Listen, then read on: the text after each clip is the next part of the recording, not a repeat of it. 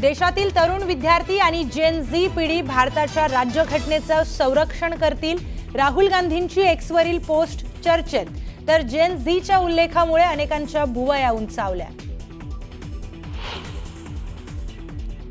Rahul Gandhi serial लायर, लवंगी फटाकाही फोडू शकले नाहीत. महाराष्ट्रातील पराभव जिव्हारी लागलाय. मुख्यमंत्र्यांचा राहुल गांधींवर पलटवार. मनसे अध्यक्ष राज ठाकरे अंबरनाथ आणि कल्याणच्या दौऱ्यावर. आगामी पालिका निवडणुकीच्या पार्श्वभूमीवर मनसे पदाधिकारी आणि कार्यकर्त्यांना करणार मार्गदर्शन.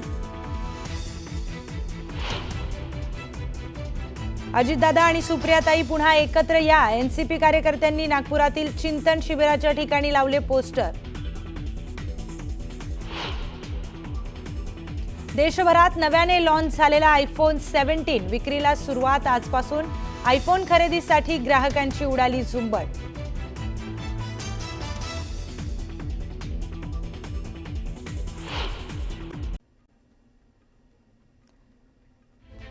तर एक ब्रेकिंग न्यूज समोर येते. शरद पवारांचा मुख्यमंत्री फडणवीसांना फोनवरून पडळकरांनी केलेल्या वक्तव्याचा निषेध केला. तर गोपीचंद पडळकरांनी खालच्या पातळीवर केलेल्या टीकेची थेट शरद पवारांनी दखल घेतली आहे. ही भाषा आणि ही वृत्ती गलिच्छ आहे असं शरद पवारांनी म्हटलंय. शरद पवारांनी थेट मुख्यमंत्री देवेंद्र फडणवीस यांना फोन करून नाराजी व्यक्त केली.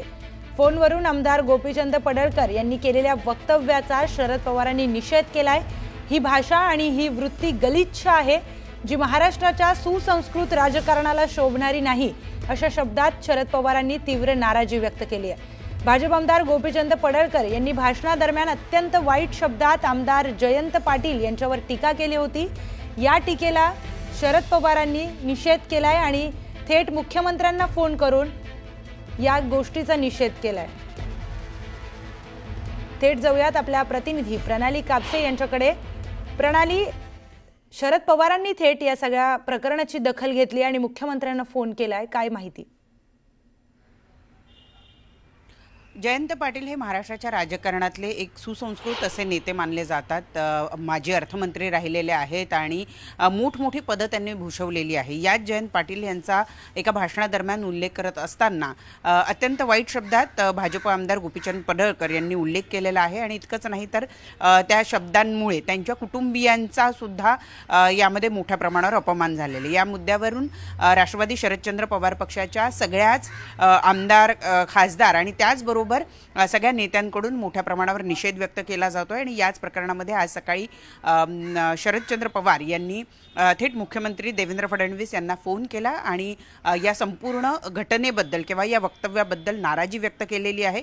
त्यांनी बोलताना असं म्हटलेलं आहे की महाराष्ट्राच्या सुसंस्कृत राजकारणाला ही भाषा शोभणारी नाही, ही भाषा आणि ही वृत्ती अत्यंत गलिच्छ आहे, अशा शब्दात त्यांनी या संपूर्ण घटनेवर थेट मुख्यमंत्र्यांकडे नाराजी व्यक्त केलेली आहे. याचाच अर्थ की आमदार गोपीचंद पडळकर यांना समज दिली जावी किंवा त्यांच्यावर कारवाईची थेट मागणी केलेली नसली तरीही त्यांनी ज्या शब्दात ही नाराजी व्यक्त केलेली आहे त्यावरून स्पष्ट होत आहे की अशा पद्धतीची भाषा एकमेकांबद्दल वापरणं हे अत्यंत वाईट आहे आणि हे महाराष्ट्राच्या सुसंस्कृत राजकारणाला शोभणारं नाही, असं शरद पवार यांनी म्हटलं आहे. त्यामुळे आता या मुद्द्यावर थेट मुख्यमंत्री काही दखल घेतात का, आमदार गोपीचंद पडळकर यांना समज देतात का, ह्या सगळ्या गोष्टी बघाव्या लागणार आहे. कारण जयंत पाटील यांच्यावरच्या टीकेची दखल थेट शरद पवारांनी घेऊन मुख्यमंत्री यांना फोन करून या घटनेबद्दल नाराजी व्यक्त केली आहे. निश्चितच प्रणाली, तर थेट शरद पवारांनी याची दखल घेतली आहे सगळ्या प्रकरणाची आणि मुख्यमंत्र्यांना फोन करून नाराजी देखील व्यक्त केली आहे. त्याच्यामध्ये प्रामाणिकपणे चर्चा, काही तुमच्या मनामध्ये देखील धाडसी कल्पना असू शकतात. नवीन जनरेशन आहे, माझ्या लाडक्या बहिणी आहेत, माझे बंधू आहेत, आमचे वडीलधारी आहेत आणि त्याच्यामुळे काहींच्याकडे अनुभवाचे बोल असतील, काहींच्याकडं एक नवीन व्हिजन त्यांच्या डोळ्यासमोर असेल आणि म्हणून काही धाडसी कल्पना, काही ठोस निर्णय हे आपल्याला घ्यायचे आहेत. आपल्या इथली चांद्यापासून बांद्यापर्यंत भौगोलिक परिस्थिती वेगवेगळी आहे. विदर्भातले काही प्रश्न वेगळे आहेत, मराठवाड्यातले वेगळे आहेत, पश्चिम महाराष्ट्रातले वेगळे आहेत, कोकण वेगळा आहे, आपला मुंबई, ठाणे, पालघर तो परिसर वेगळा आहे. असे सगळ्या वेगवेगळा आपला जो भाग आहे त्याच्यामधले देखील काही ठोस निर्णय आपल्याला घ्यायचे आहेत. आणि आज संध्याकाळपर्यंत आपण सर्वजण मिळून जो आराखडा ठरवणार आहोत त्यालाच आपण नागपूर डिक्लेरेशन म्हणून अभिमानानं मांडणार आहोत. ही गोष्ट कृपा करून सर्व सन्माननीय सहकाऱ्यांनी लक्षामध्ये घेतली पाहिजे. मित्रांनो, संघटना केवळ वरच्या पातळीवरून मजबूत होत नाहीये, तर ती तळागाळातून बांधली जाते. म्हणून मी ठामपणे आपल्याला सगळ्यांना सांगू इच्छितो की प्रत्येक नेत्यांनी आणि पदाधिकाऱ्यांनी काही ठराविक प्रकारचे संवादाचे टच पॉइंट लोकांच्या समोर ठेवले पाहिजेत. बूथस्तरीय संवाद, प्रभाग सभा, जनसंवाद शिबिर, राष्ट्रवादी परिवार मिलन, युवक टाउन हॉल, महिला बचत गट बैठक आणि उद्योग, त्याच्यामध्ये रोजगार सुविधाची शिबिरं, हे आपण वर्षभर शिस्तीनं त्या ठिकाणी केलं जाणार आहे. तर आपला पक्ष नेहमी हा लोकांच्या जवळ राहील, जनतेच्या जवळ राहील. आणि कोणत्याही नागरिकाला असं वाटता कामा नये की राष्ट्रवादी काँग्रेस पक्षाचे कार्यकर्ते नेते हे फक्त निवडणुकीच्या वेळीच दिसतात, असं पण घडता कामा नये, असं पण होता कामा नये. आणि तुम्ही सर्वांना ठाऊक आहे की आपण भाजपच्या नेतृत्वाखाली महायुतीच्या सरकारमध्ये आपण पण आहोत, शिवसेना शिंदेसाहेब पण आहेत आणि सहयोगी आहोत. अनेक लोक मला विचारतात हे पाऊल आपण का टाकलं, वैयक्तिक आणि कौटुंबिक नात्यांच्यामध्ये वेदना आपण का स्वीकारल्या. मी तुम्हाला मनापासून सांगतो, ही सत्ता किंवा पदांच्यासाठी उचललेलं पाऊल नव्हतं किंवा नाही. महाराष्ट्राला स्थिरता, तुमच्या माझ्या महाराष्ट्राला प्रगती आणि ठोस निर्णयाची गरज आहे. या आमच्या अंतःकरणाच्या हकेला आम्ही ओ दिली आणि हा मार्ग स्वीकारलेला आहे. हे कृपा करून महाराष्ट्राने पण लक्षात घ्यावं आणि माझ्या सहकाऱ्यांनी पण लक्षात घ्यावं. जेव्हा एखाद्या गावाला पाणी मिळतं, कारण ती फाईल जी आलेली असते ती आम्ही लोक क्लिअर करतो आणि त्यावेळेस ते काम मार्गी लागतं. त्याचबरोबर मला समाधान, त्याच्यातूनच आम्हाला आमच्या मंत्री महोदयांना सगळ्यांना समाधान मिळतं, जेव्हा एखादी फॅक्टरी, एखादं युनिट ते आपण चालू करतो, त्याच्याकरता आपण जमीन देतो, परवानग्या देतो, ते प्रश्न सोडवतो आणि त्याच्यामुळे हजारो तरुण तरुणींना रोजगार हा निर्माण होतो. तेव्हा खऱ्या अर्थाने एक आनंद, ह्याची जाणीव आम्हाला होते, एक समाधान मिळतं.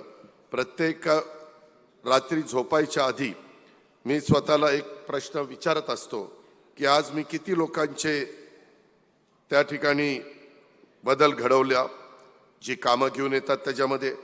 हाच माझा यशाचा मापदंड आहे आणि हाच माझ्या राजकारणाचा देखील असण्याचा हेतू आहे. सार्वजनिक जीवनामध्ये आपण सगळेजण काम करत असताना किती लोकांचे प्रश्न मार्गी लावले, काय केलं.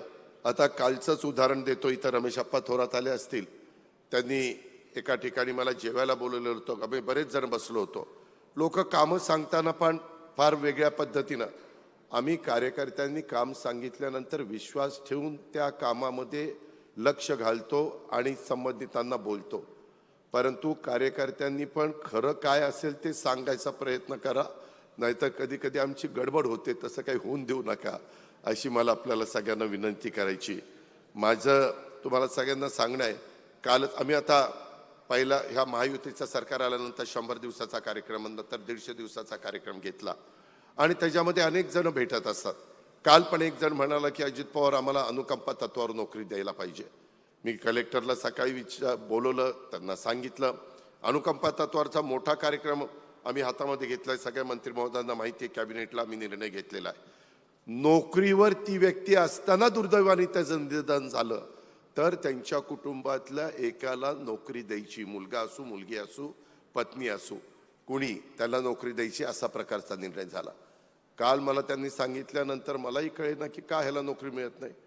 नंतर आज सकाळी माहिती घेतली, तो म्हणतोय जो मृत्युमुखी पडलाय, जो निघून गेलाय, त्याला मी दत्तकाचं पत्र घेऊन येतो. आता तो गेलाय वर आणि तो अडॉप्ट व्हायला करणार.